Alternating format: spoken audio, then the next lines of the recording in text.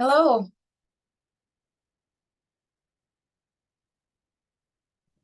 Hello, you Hi. hear me? Thanks for agreeing to do this for us. We appreciate it. No worries, my pleasure. Thank you for considering.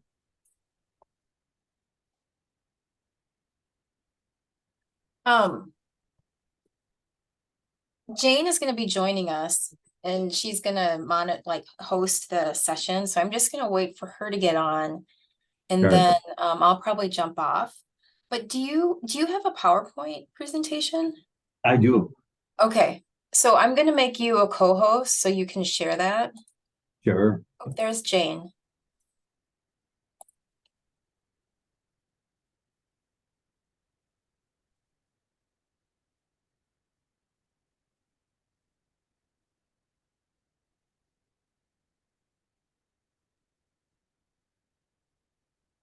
All right, there we go. You couldn't hear me saying, hey. Hi, Hello. Jane. Hi, everyone. Hello, Uh, Jane. my Mac, my normal Mac, the camera broke. And Okay. so I'm on my phone. I forget when I'm at work, I have to be on my phone. So Okay. hopefully it won't fall over. No, I think it looks good. All It looks right, good. good. Yeah. All right. Well, Anne, could you just walk us through the process? Jeanette and I we communicated a bit, and we've got some some questions in place. Should I need to seed the question pool a bit, that it would be helpful to just hear how this regularly plays out? Yeah, so Jane, I'm going to make you the host, Okay. and so you can let people in and out, or not out, but in. Okay. And sorry, can you pronounce So your name for me? Tuna. Junath. I'm going to Uh-huh. make you a co-host so you Okay. can share your presentation. Thank you. And so then Anne, the Jane, only thing about making me a host is that I am on my phone, and so it gets complicated to see people coming in. okay, well, you guys can both, well, I can stay on if you want, but Okay. you guys can Yeah. both let Otherwise, people I in. I can monitor if that helps. I mean, I can see that Okay. people Sure. coming in. I can Okay. Okay. just Perfect. click Perfect. in. Perfect. All right. We'll get it. So I Okay. typically wait to let other people in until closer to the meeting time, but Mm-hmm. Yeah. Yeah. Let me try to share my screen how it looks. I have plenty of slides. So okay, let me see here. Oh no, no, no, this is not right. Okay, now I need to figure out. All Okay, right. so And I can, it's working really well for me to be able to see the waiting room. So that's no problem. okay, okay, okay, good. So Jane, what I typically do is just welcome everyone, Mm-hmm. introduce the presenter, and then field questions, either through chat or if people want to unmute and have a conversation, however they want to Mm-hmm. do it. You might want to plug the DEI committee since this was one of their sessions, Yeah. Mm-hmm. and APA Iowa. But it's kind of like that's about it. Okay. Yeah. okay. Um, so folks, where do they go to see the schedule? I assume they all know, but where do they go to find out what the upcoming events are? Um, Hmm. well, there's one in December that I can, but actually we have one in December and January. Mm-hmm. I don't know. How do you send out, like, how do you notify? How do people know to come? So usually through the APA Iowa Friday chapter update, we'll send Okay, out, I'll tell them to look there. yeah. And so we have one coming up in Hmm. that's a good idea to plug these. Yeah. The one next month is on from the city of Waterloo, Uh-huh. and it's about neighborhood revitalization. Oh, And great. then the one in January is on parking reform. Okay, great. Hmm. And do people get continuing education credit for They this? do, yeah. Yeah. So is there anything I need to do about that, or they just know what they need to do? They should know that they can just go to planning.org and search for the session. And Okay. yeah, So we don't need to keep track of who's here or not here. no. Okay. Mhm. All right. I am struggling to share. Let me see. What is that? You're struggling to Is it? share. I saw your presentation for a minute. Oh, okay. I think it You was want to try it again? I will try again. Okay, let me see. Because I lose the window that it used to allow me to do with the advance. No. Oh my goodness, what is The that? sharing should be at the bottom of the screen. I saw that, but I'm trying to look for I have multiple monitors here, so I wanted to share that one with the. Okay, let's try this. Okay, let me try that.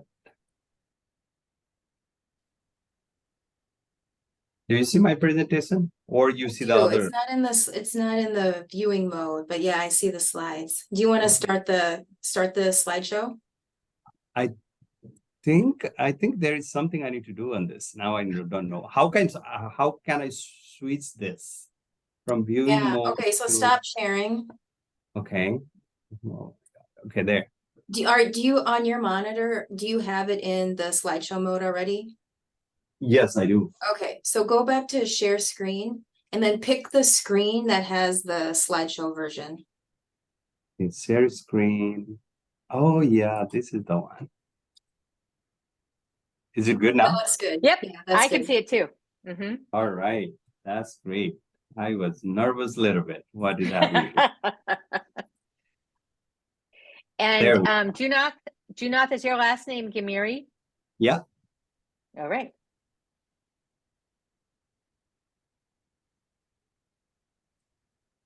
Perfect. All right. Well, I'm going to start letting people in if everyone's Okay. ready. Have a great session. Thank you both for helping us out this month. Thank you so Yeah, much. happy to do it. Appreciate Thanks, it. Anne. Happy to do it.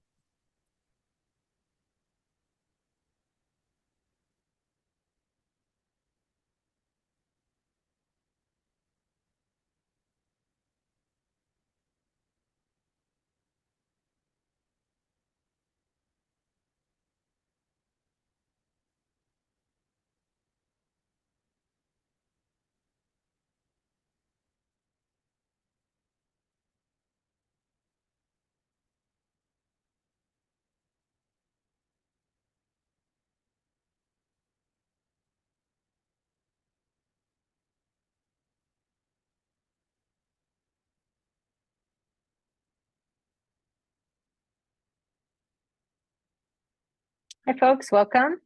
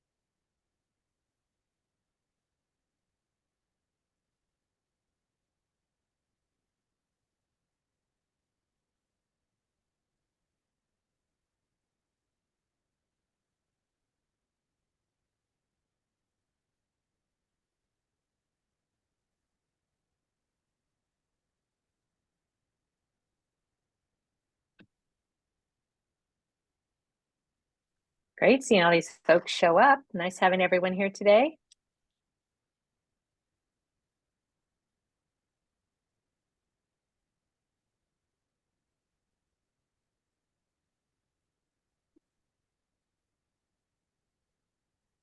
Just give people a few more minutes to join.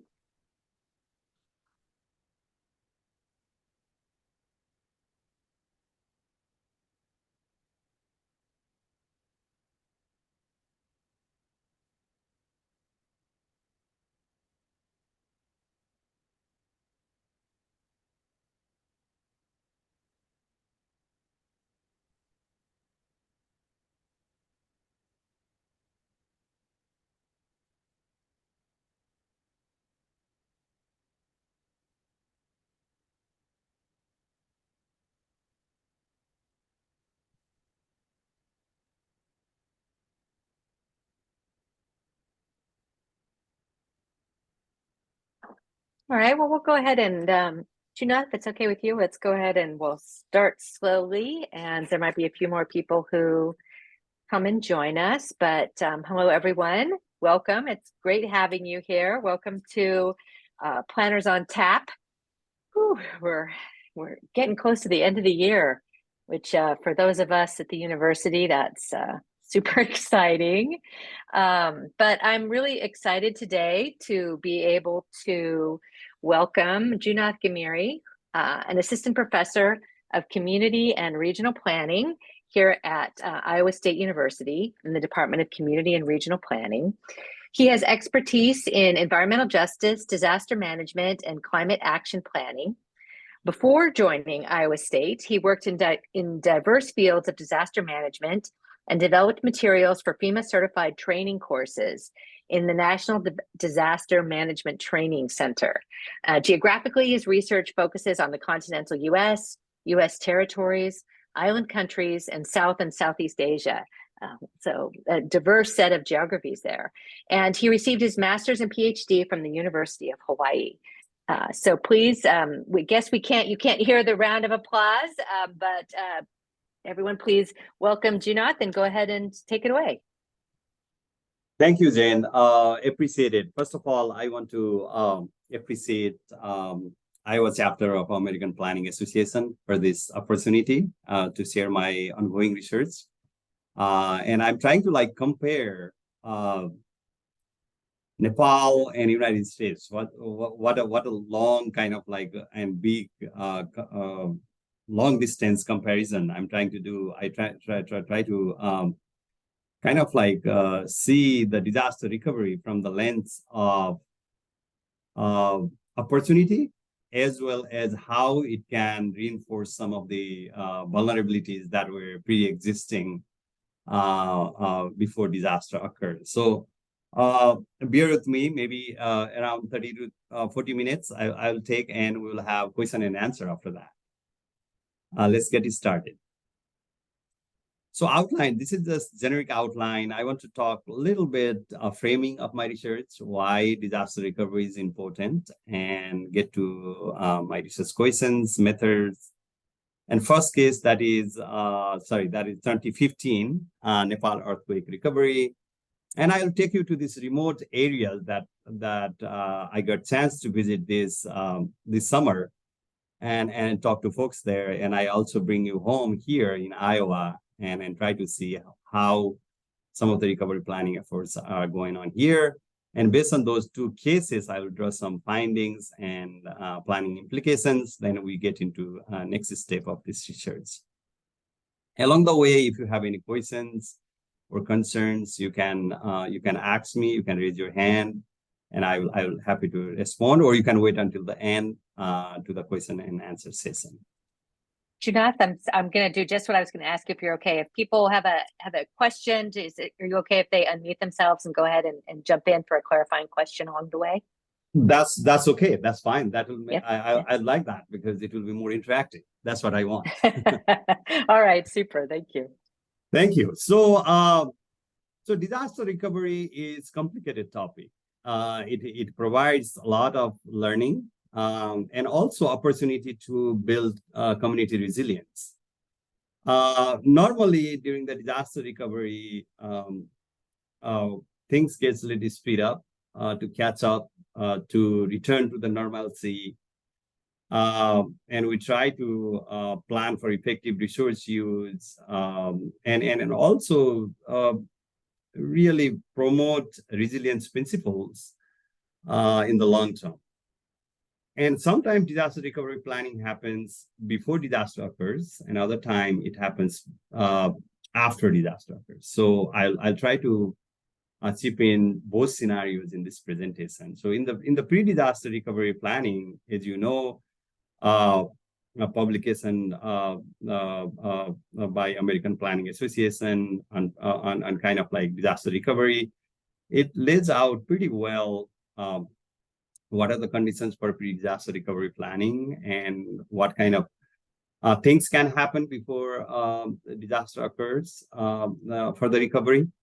And how we can promote kind of like collaborative planning, interagency collaboration, things like that, before even the disaster occurs, for the recovery planning. So other part is post-disaster recovery. So that is more like once the event happens, then how we will go ahead and start to plan for resilience while recovering from the big shock in different communities. That involves really establishing or embracing community resilience principles, reducing pre-disaster vulnerabilities that were there, and mitigating future risk that may prevail in the following years and decades in the communities. That involves, as a planner, we need to revisit some of our standards, planning standards sometimes, or land use codes, or social kind of aspects of planning. And that involves sometimes providing immediate support to the community, more like short-term recovery, providing temporary housing to the services, as well as really establishing longer-term kind of strategies and recovery kind of like assets in the communities. In overall, through those efforts, we try to reduce social, economic, and kind of like environmental vulnerabilities in the long term.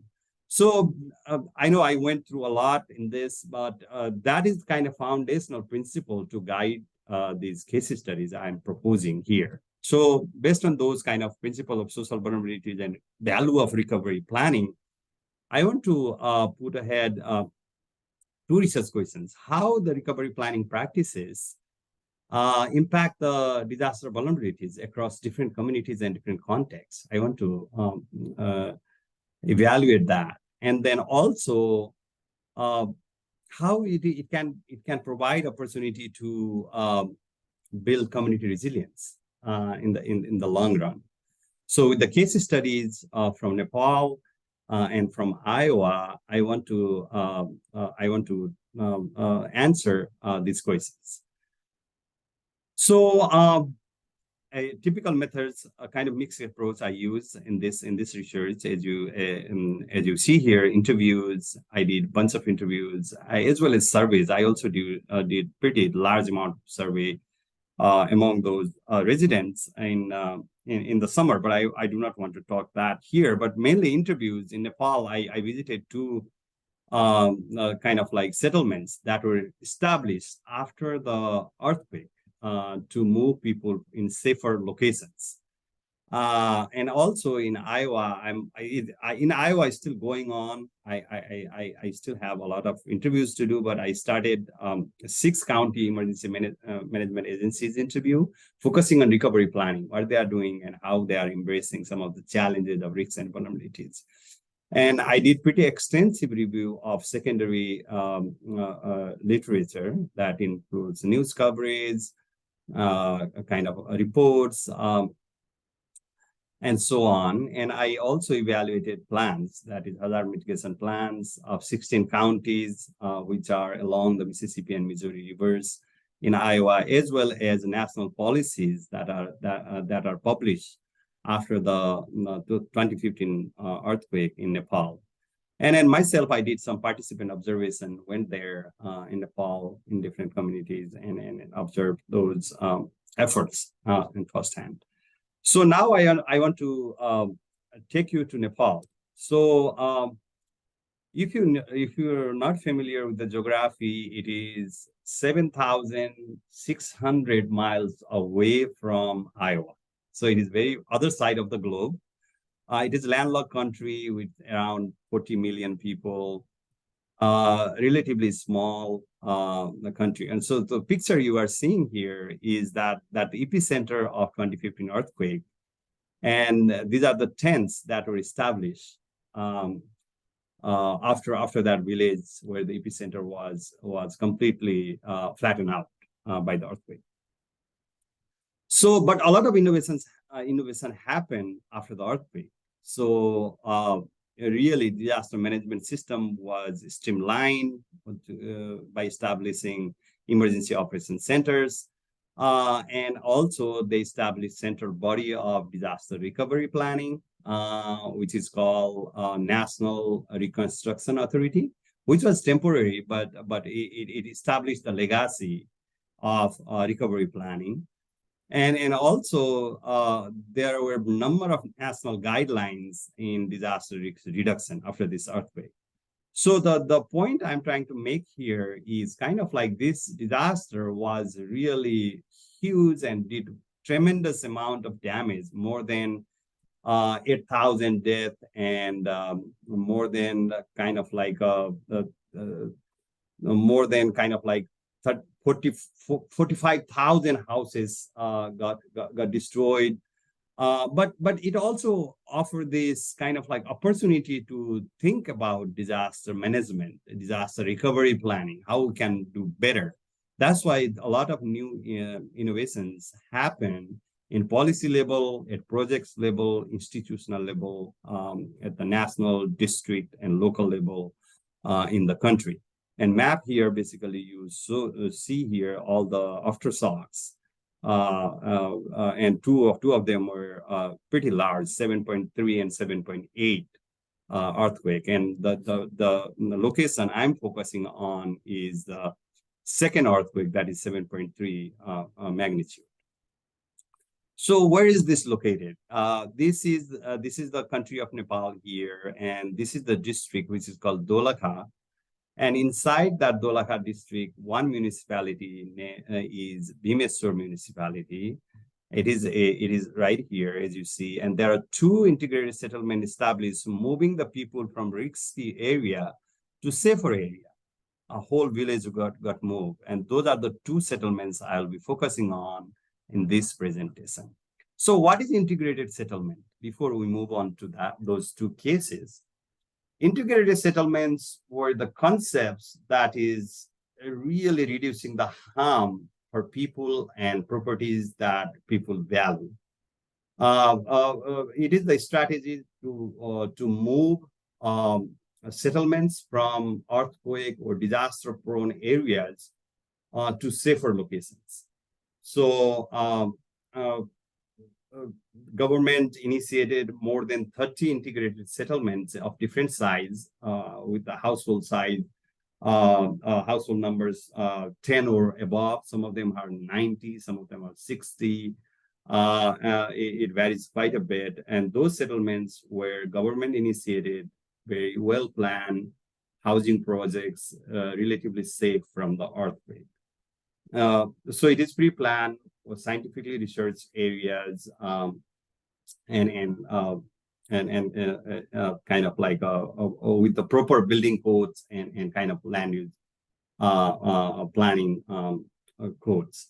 So here in the picture, you see that village that completely flattened out by in the kind of like relatively slope area was moved to safer location and provided with all the houses were constructed for all the household that they were living in that risky area. So this is typical kind of example of integrated settlement to move people to safer location.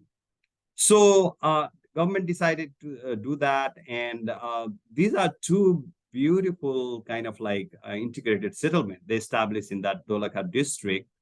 The first one in upper one you see here is called Pani Pokhari integrated settlement, where mainly Thami community. Thami community is so-called kind of like a lower caste, kind of like marginalized communities living in this really earthquake-prone region of the district. And after the earthquake, they had a number of landslides and flooding issues. And then government decided to move whole village in this location, which is one of the part of that municipality, Bhimeshwar municipality.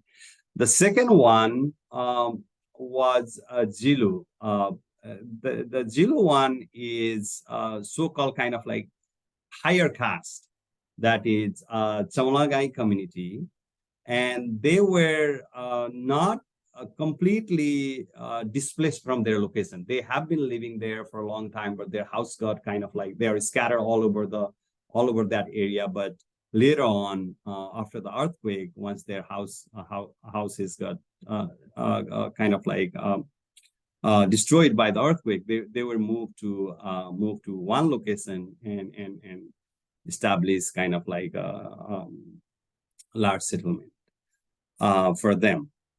So I want to start with the first one, that is Pani Pokhari Thami community, which is one integrated settlement, which has around, I think, 60 households. So from the distance, it looks beautiful. When you go there and try to evaluate some of the buildings, out of 60 households, only 10 were occupied, others were not. And I had extensive kind of like conversation with those residents which were there. And as you see in the picture, the houses were not even finished. They're partially finished, and some of them are boarded.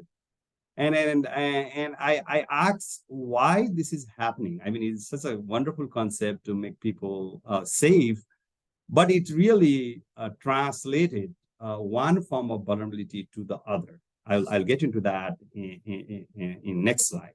So in this kind of like two resident, I talked to them is kind of like the first one was living there since the beginning, and government provided around $2,500 to construct those houses.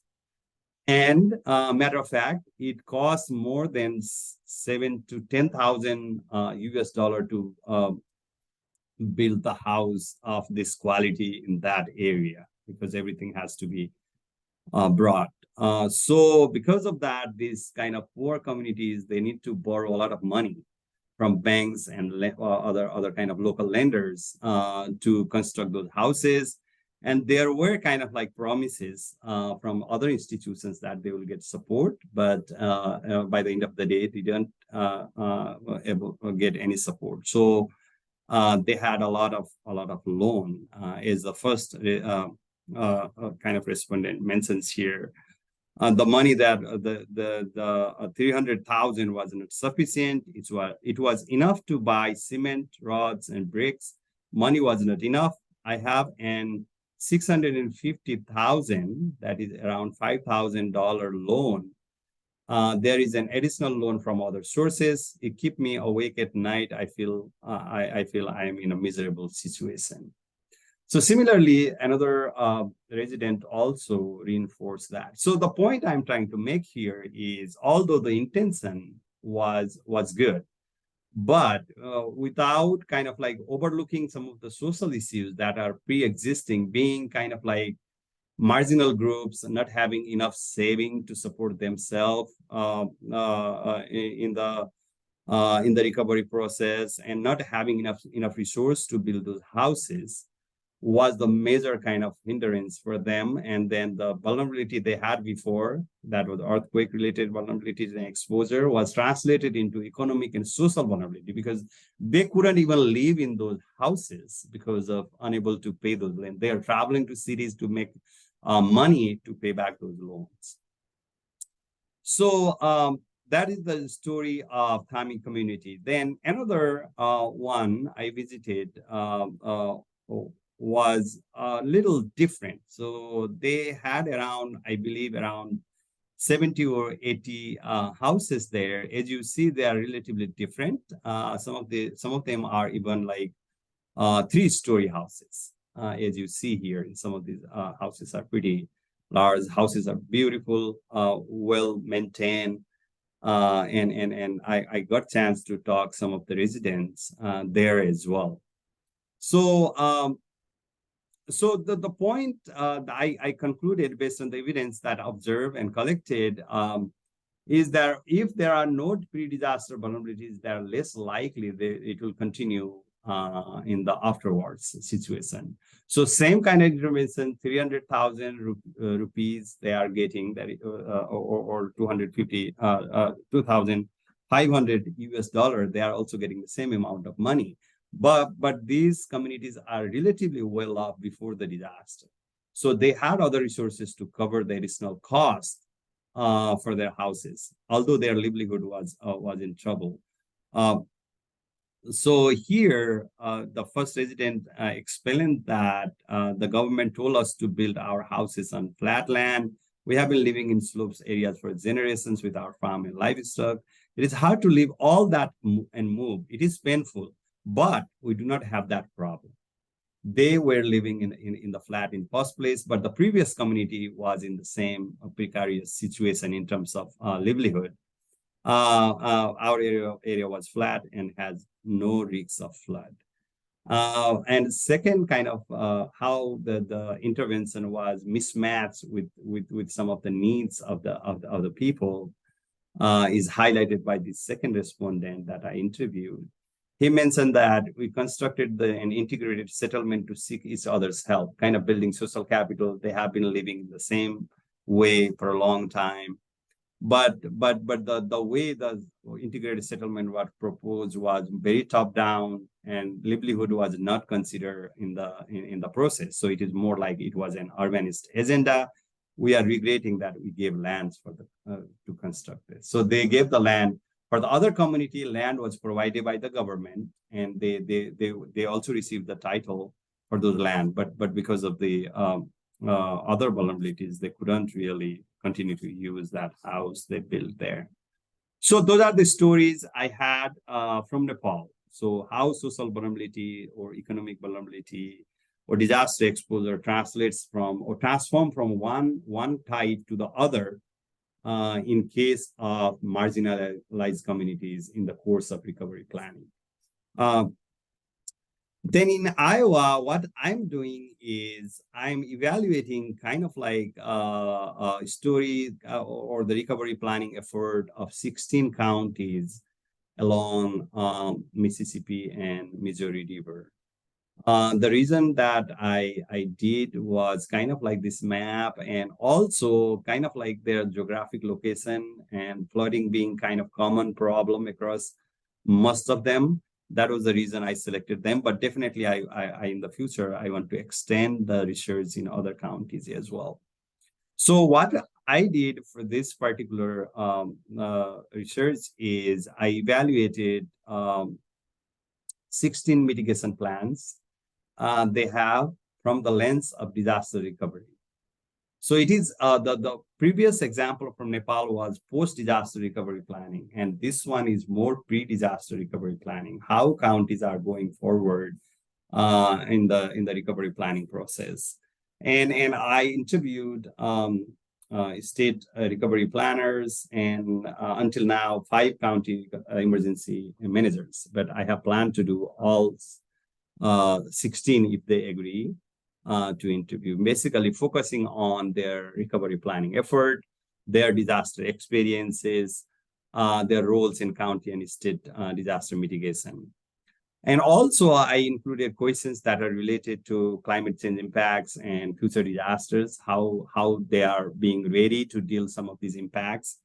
And also try to understand what are the challenges of recovery planning, because they are pretty diverse. I wanted to understand their unique challenges based on their geography as well as socioeconomic characteristics.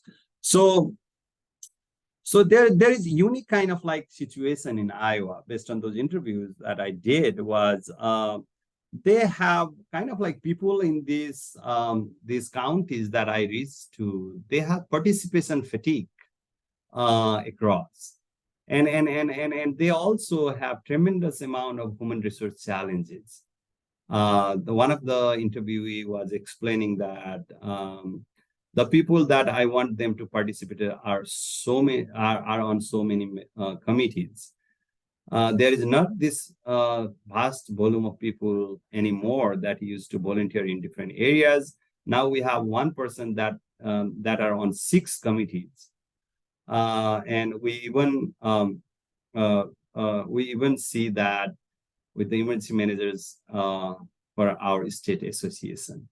So that is the situation. So recovery planning or any planning process needs engagement of multiple stakeholders, as we know, as well as participation. But the situation in these communities are little different in that manner. And also they really highlighted their reliance on social capital and self-help for response and recovery, both of them.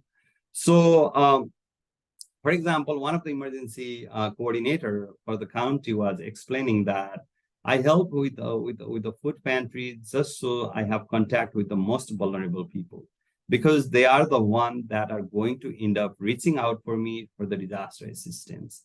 And more than somebody who you know has their insurance or all that. So I mean, just those little areas, try to get involved with, so that we have those connections pre-disaster, so that for post-disaster, they know who I am and aren't worried about coming to talk to me. So that is kind of establishing the social kind of capital or social network with the most vulnerable people in the community. So another highlight I found based on those interviews is and kind of like being ruler and isolation, being in isolation also adds another layer of challenge in the recovery planning process. So one of the kind of like emergency coordinator were explaining that we don't have single fast food restaurant, we don't have single stoplight. So it is very rural. So it's neighbor relying on neighbors to help each other. And those people have multiple hats they wear. So it's same enforcing the same idea we talked earlier. So some of them are, and also it is kind of like part-time. They don't have enough resources to carry on some of these planning processes. Another part here is kind of like highlighting experience-based recovery planning is a starting point for the recovery discourse, because the impact of climate change, they are very much aware of that. But in the meantime, the tools and methods or resources they have are not sufficient to carry on real futuristic planning. Rather than they rely on their experience, disaster experiences, mainly in flooding, and then plan for those first for the from the recovery perspective, and carry the conversation forward. So here is one quote I want to highlight. So I don't want that future forecast to be barrier for people in recovery planning, but fortunately we had enough experience with disasters to know that it's serious and it is real and it is not going away. So just trying to work with people to remember, like, you never know what's going to happen in the future. So starting the conversation with experience of people will help us to tackle some of these larger climate change impacts in the future. And majority that leads to another kind of like a theme here. Recovery planning in these counties is more reactive than proactive. That is pretty obvious based on people's experience and being in the geography. That is how it is unfolding right now. And state is providing grant to conduct some of this recovery planning across all these counties. And it is interesting how they are really breaking down different components of recovery, aligning with recovery support functions from FEMA and carrying those each functions every year. And it is a 5-year project that they are planning to complete a disaster recovery plan for each county, given the limitation of human resource as well as financial resource. So in this regard, one of the respondents explains to me that I don't think that's something that means planning for climate change. They do. I think a lot of time it is reactive, unfortunately, and we see that counties all over the state once they have a major disaster. So recovery planning mainly is kind of reactive in those locations. So now I reach to my findings based on these kind of like 2 case studies. One is from Nepal, evaluating integrated settlements, resettlement programs in or resettlements sites in Nepal. and I was pre-disaster recovery planning effort. I came to these 4 conclusions. The first one is social, economic, and geographic vulnerability must be addressed in the course of recovery plan. So that is the only way to enhance the resilience in the communities if we want to really empower them to deal with challenges of climate change. So in case of Nepal, it was more like structural resilience that they had. They brought these communities to safer locations, but they didn't think about their livelihood. They didn't think about pre-existing conditions, how much resources they can contribute to fortify these houses. The government didn't provide those kind of like analysis or the situational kind of like information. As a result of that, the vulnerability of the community translated from one form, which was more related to exposure to kind of like earthquake, to more like economic kind of like precarious situations. They needed to leave the village to go to cities to pay back their loan. So those things has to be addressed in the recovery planning rather than really doing one piece only. And then without planning attention, the social and environmental injustices from pre-disaster situation are carried out to the recovery projects. So that is exactly what happened in Nepal. So there was huge kind of environmental injustice, social injustice created across these Thami communities.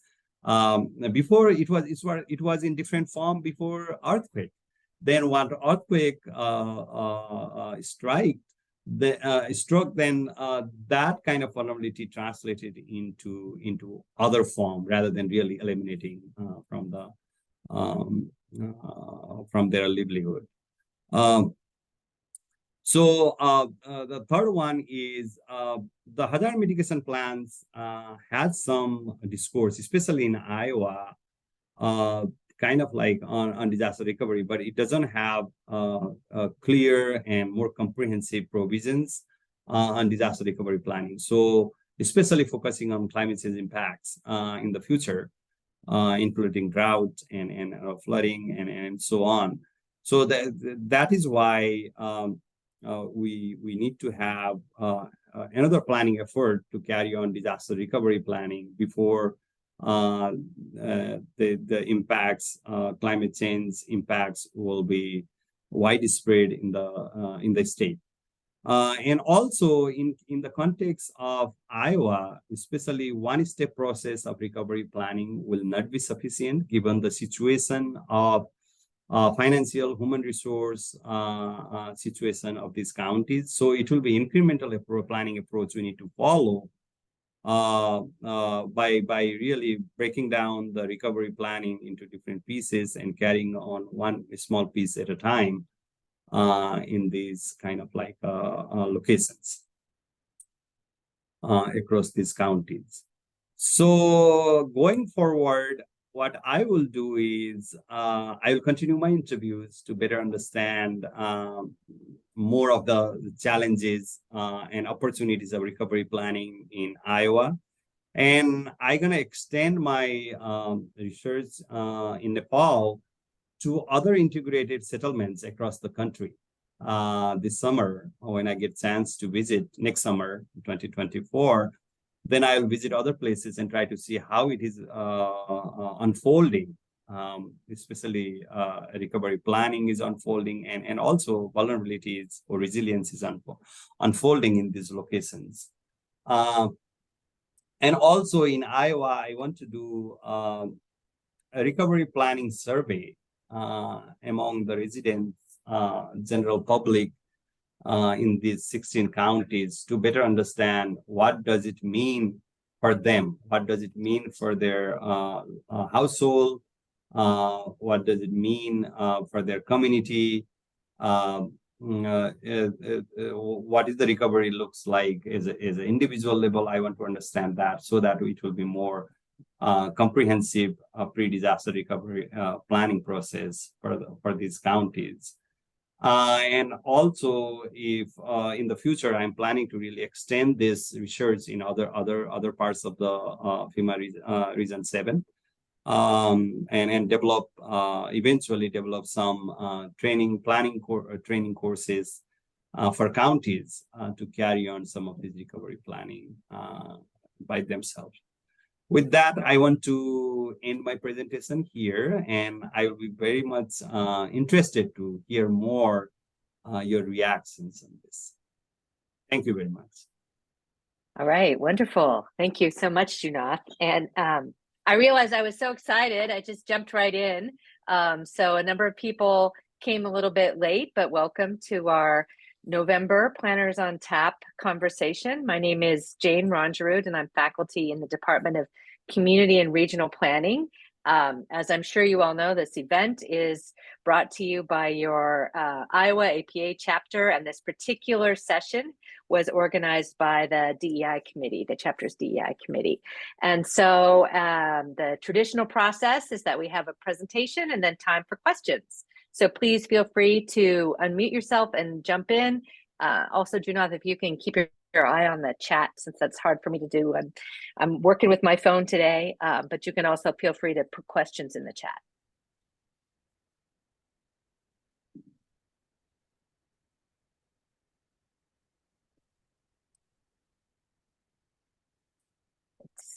I'm trying to scroll through. I see all the folks we have here. It's great having so many people. Maybe, Junath, while people are thinking about their questions, I'm curious if you could speak a little bit more about how recovery planning addresses social and environmental vulnerabilities.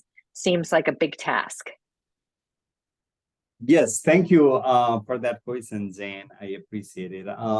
So it is big topic. I always see, I know disasters are unfortunate events. It takes so much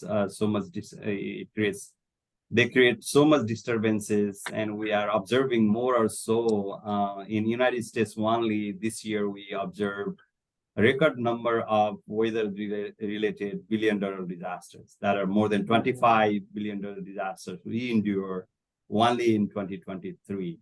And it's not going to get better. They will just keep pounding us. So in this context, we need to recover from each one of them, either in the short term, some of them will be short term, other will be long term. So if we can integrate some of the components of avoiding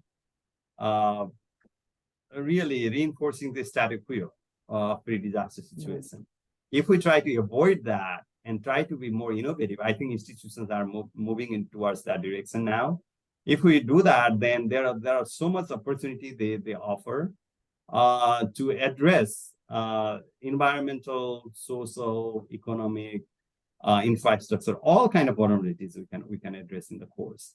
So I think that's why the value of pre-disaster recovery planning is paramount. We have to plan for the recovery before even we face the disaster. So the best way will be really getting the process right, really having multiple stakeholders in case who is in charge of businesses in the county or in the community, the Chamber of Commerce, or there are community-based economic organizations that are carrying the responsibility. So bringing them in table and having their voice heard in the planning process is the first step, rather than really guiding the plan based on only factual information.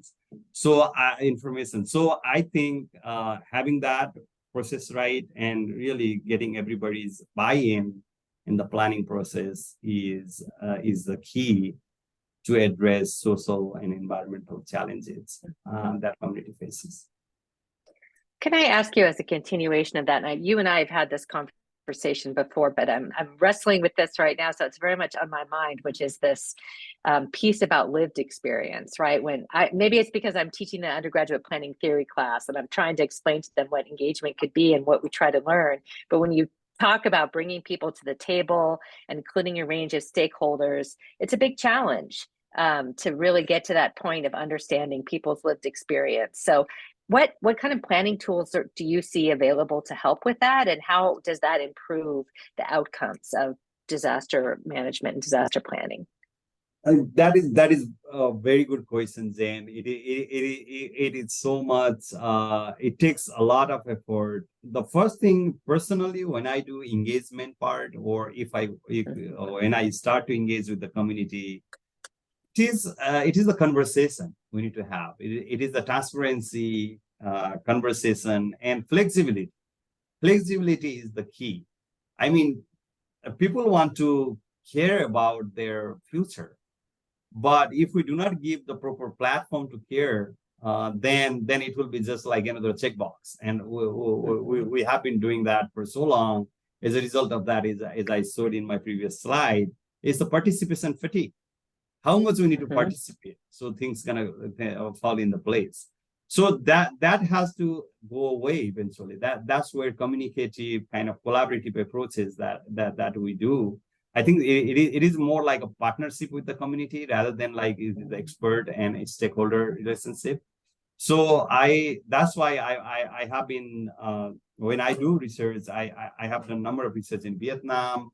I have done this summer. I went to the Himalaya, another village, really remote, and did some survey and story hearing them. And I have constant connection with them. I want to keep up with them so that I can tell what I'm doing. And then in the meantime, they also tell me what they are doing. It is kind of building this kind of relationship and really giving them flexibility and safe space to express themselves. Otherwise, it will be just another checkbox. So that we can design multiplicity of tools, comfort tools. That there are so many of them. So yeah, it is difficult. It is not going to happen quickly, but if we keep trying, I think it is possible. I wonder if you, and also if anyone else here on this in this conversation today has an example of something like, oh, we asked this question and we learned this thing that we didn't expect to learn, and it ended up really changing our outcomes or changing how we approach this problem of disaster management. Anyone?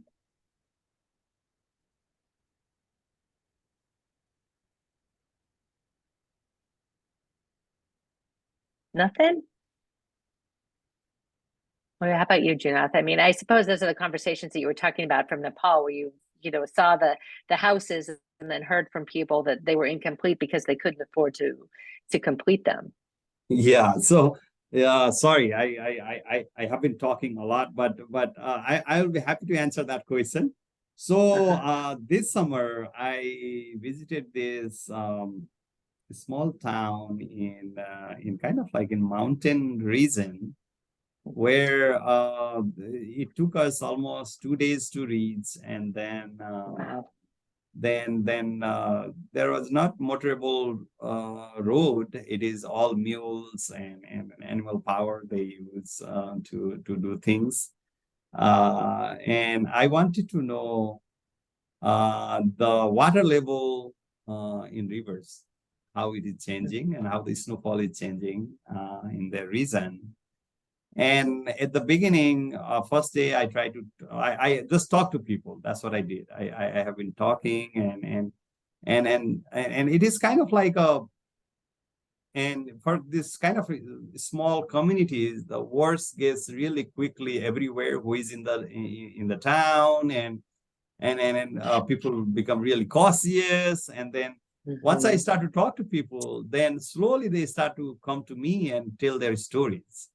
And by the time I left, I had almost 20 interviews done, and all over that town. And I told them why I was there. I didn't have any projects, or I'm not bringing anything. I'm just a person that wants to understand their problems. And then they trusted me later. The point I'm trying to make is it is not particular tool. It is the particular approach we use. Tools can be anything. Once I have that buy-in, then I can use participatory mapping, I can use recurring, I can do storytelling, I can do photo voice, I can do whatever I like. Mhm. But having that connection to the community is the key, and I think planners are pretty good doing that, and they have a lot of approaches across the board. Mhm. Well, I really appreciated your finding that folks, whoops, there we go, sorry. Moving screens around, everything's moving. I appreciated your finding that people are experiencing fatigue, engagement fatigue, survey fatigue, and then your recommendation that these efforts get broken into small chunks and that we move away from we have to do it all right now. I mean, it's easy to feel urgent around disaster planning. But I was wondering if you had some thoughts, especially given the work that you did at the National Center and that you've been involved in training folks. What do you have recommendations about some specific chunks that can be broken out or handled on their own, or a way of ordering some of that information or those efforts? That is good question. I think incremental planning is pretty established domain. I do not need to repeat that. I guess we have that broad scholarship in incremental planning historically. But more recently, I think the problems are very complex. As we know, that everything is connected to everything, and then it becomes really, I think that's Retail and Weber calls that something wicked problems. I think Right. That's where we start. But the broken down is also kind of like planners can easily do that, but I think also it needs to happen in the consultation of this community that we are working on. So in case of Iowa, what Department of Emergency Management or Homeland Security is doing is they're aligning, because all the emergency management offices at the county level are very much familiar with national standards. That is like preparedness functions and recovery functions that is prescribed by FEMA. Now it will be very easy to start the conversation from there, because all the emergency managers are pretty comfortable with those. That's why they decided to go with the recovery functions. I think that there are 13 or 12 of them, or 9 of them. I forgot exact numbers. So last year, what they did was they just focus on economic recovery for the county. So what it looks like. So they can easily understand, because emergency managers understand the emergency management language. So that comes from FEMA, and they have extensive training on that. And they can quickly grasp that and start to operationalize in their jurisdiction. And it is, remember, it is a volunteer program. All the counties are not required to participate. But what happened by the end of the day is all the counties of Iowa completed economic recovery plan voluntarily. So it is pretty exciting. I mean, it is not legally mandated, and they did that voluntarily. So it means that it can work. Even though they are small, 12,000 people, small counties, then they did that. So I think that was in case of emergency management. But if we are talking about other planning effort, creating community plan or creating resource plan, land use plan, whatever we are doing, I think we need to sit down with the community and then find out what will be their comfort level in terms of breaking down the issue into pieces. And you start to pick from there, and maybe what is the time duration? 1 year, one issue, or 6 months, one issue. What are we going to do? I think rather than completing whole plan at once, and it becomes so overwhelming for all the stakeholders and communities. Well, it strikes me too that part of something that fits in with this is to think of these really as learning systems, that it's not a one and done, but that we'll need to continue to learn from these processes. Conditions are going to change, the communities themselves are going to change. And so that this is really more of an ongoing approach or way of interacting with risks and resiliency and community well-being than it is like a one and done kind of deal. Yes, that's right. Right. Well, we could just keep going on and talking for forever. Are there other questions? I want to hear some perspective from, there we go. So Phyllis is asking the question, do you have recommendations for federal policy as well as how disaster recovery is handled at the local level? Nice question. Thank you, Phyllis. This is great question. Thank you for asking this question. So this is kind of complicated topic in a way. The way it happened until now, it is slowly moving towards reactive or more mitigation focus approach, slowly getting there. But at the local level, what I noticed when I interviewed these folks is they are pretty dependent in a way. I mean, I do not want to use that word, but like kind of rely on federal sources in terms of recovery. For example, I found in Iowa there are pretty extensive buyouts happens after large disasters, especially repetitive damage locations. That is kind of like how it is, more reactive at the local level. And at the federal level, if we see like FEMA policies, Homeland Security policies, and HUD policies right now are moving towards mitigation approach. How we can mitigate some of the risks before even before the disaster strikes. So kind of pre-disaster planning.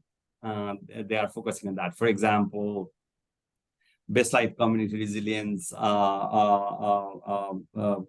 that BRIC, that I forgot the full form, but BRIC program. There is a hazard mitigation program, and HUD's policy, I think it came a few months back, that is also focusing on kind of like mitigating the hazard before it strikes, kind of reducing the risk. And then also National Flood Insurance Program also moving towards more community rating systems now.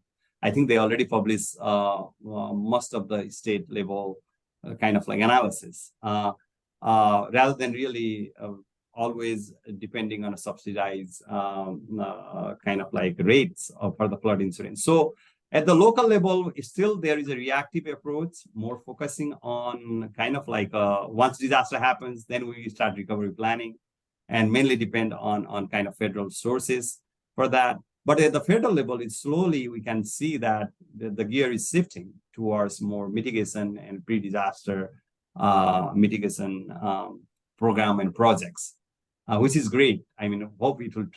It is slowly, I think, getting down to the state. State of Iowa is starting pre-disaster recovery planning. That is fabulous. Similarly, other states are also moving in that direction. Hope I answered that your question.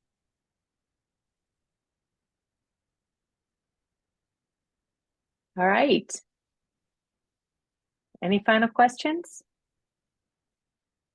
I would like to hear more planners' experience about on this. It is kind of like I did some planning, but it's not extensive in the level of planners in the field.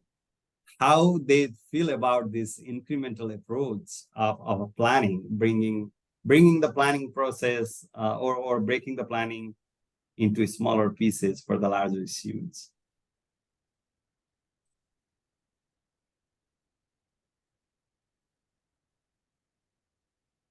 Anyone with any thoughts? We'd love to hear from you. I'll jump in. This is Alexis Fleener. I'm also on my phone, so I'm trying to navigate this. It's kind of a little bit difficult, more so than on the computer. But I just wanted to say I appreciate your research and this discussion. I mean, I too could like listen and like talk more if we were in person, you know. I started out as a regional planner in Southwest Iowa, and was involved in the 2019 Missouri River flooding recovery. And so I definitely, like, lived experience can attest to very reactive disaster planning. The funding is delayed, federal funding is delayed. So when you talk about that planning fatigue, the fatigue from the locals, it's just, when we did the land use plan for the for that area, it was months and months after the disaster happened before funding was available for the plan. And we were implementing things. And so it felt, as a planner, it felt very backwards to me. You know, it's like on one hand, the funding has to, you know, we have to move forward with, you know, the buyouts and the rebuilding, that all of that has to go in motion. But all of that, some of the same dollars or the same sources are the ones that are giving out planning dollars as well. So we're already kind of implementing things when at the same time the planners, consultants come to town and then tell the, you know, like we go through the planning process and like, what do you want your community to be? How do we move forward? What's the best way? And people we're at the point where people are tired. They've already been on committees and talked about all of this and everything. So it was, in my experience in Southwest Iowa, just, you know, there's some frustrations that it took so long for the funding to come through to be able to pay for the planning process. So that was, you know, that was a huge issue that was felt. Now I work for a international consulting firm, and what we do is disaster management. And the team that I'm on specifically, we're called the Strategic Resilience Practice Team. And so now I'm seeing, we focus more on mitigation. So kind of this whole talk, your whole, you know, conversation, your research, I just identify with it a lot because it's interesting to see what is happening in other places around the country. I'm working on, you know, right now it's brick season. We're working on brick applications and helping communities get funding before a disaster happens for planning or actual projects to become more resilient. So I think, you know, from a federal level, policy, you know, the BRIC program really does focus on the most vulnerable communities as far as risk and socioeconomics. So that's encouraging to see, but I haven't been in it enough to really like see how it translates from like the BRIC, the FEMA policies, and then how it translates to the actual communities. And but hopefully, you know, it is like they say 40% of the funds have to go to the most disadvantaged population. And so I'm just excited. I'm just encouraged and hopefully seeing that on a more national level, seeing how that plays out is interesting. So I'm sorry, that was long-winded. That was great, Alexa. Thank you. Thank you. Really. Yeah, that was great. Great comment, Alexis. I really like how you touched upon Justice 40 and BRIC program, and all these are amazing. But the one thing I think we need to really work on as a planner is empowering state and local level institutions to understand and to really embrace the crux of these policies. I mean, we are trying to reach to these really marginalized and kind of vulnerable populations. But in the meantime, projects that the local level institution design will determine that. So, so if we really empower local institutions, especially government institutions, that will really kind of like unfold these federal policies on the ground. Otherwise, all these FEMA policy will be up there and at the ground. If we keep enforcing kind of like the land use planning way that you did, then that will not really solve the problem. That will just create same situation we have been like 20 years ago. So I completely agree what you said. Well, great dismount. Great way to end today's talk. So we're at time. So I'm going to go ahead and call it a close, but you've put up your information. So if people have more questions, they want to participate, share some information for your study, you know, that's another option. I also want to remind folks that upcoming in December, the Planners on Tap will be looking at Waterloo neighborhood revitalization. In January will be about parking reform. So keep tuned to your Friday chapter update to see what's coming soon. I hope everyone has a great holiday and a good weekend. Thank you. Thank you. Thank you for the opportunity. Appreciate it. Yeah, thank you, Gina.